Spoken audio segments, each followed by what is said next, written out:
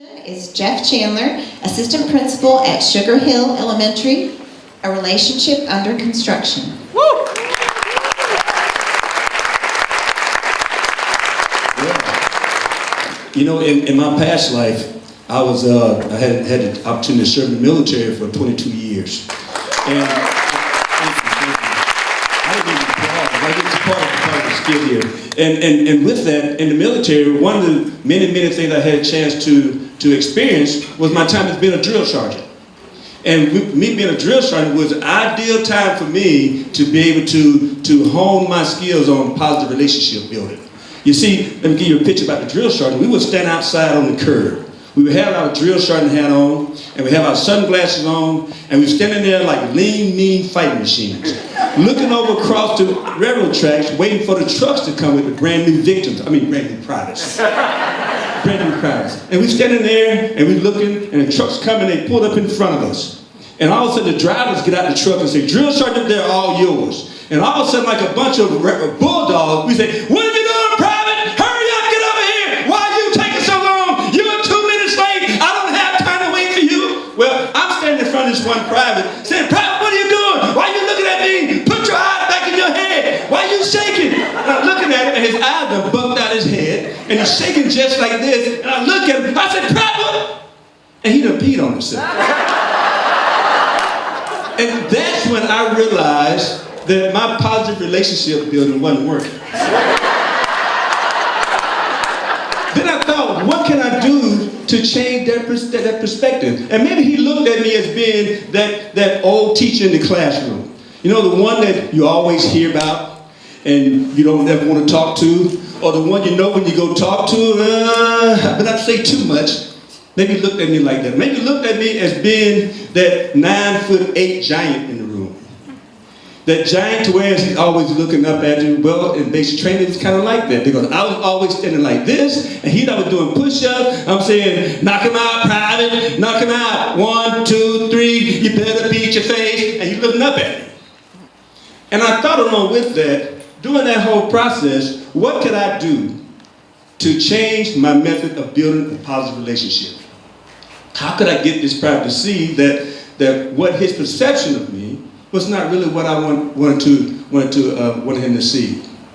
I think back to a student gave me a note one day, and the note said, "Dear Dr. C, when I first saw you, I was so scared.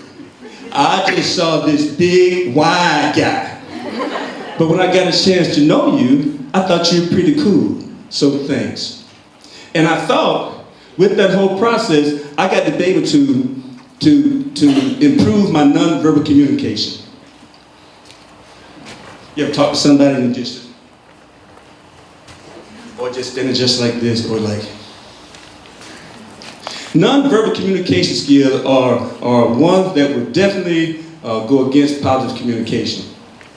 Also, if you get a chance to learn the students' names, now I'm from Georgia. I don't know a lot of these names that you saw on the board up there. You got to also be able to embrace this person's individuality, learn something about them. And when you learn something about them, they will know that you have their interests. Learn things about them and learn to treat them with dignity and respect. When you treat someone with dignity and respect, you get the same thing in return. That's building a positive relationship.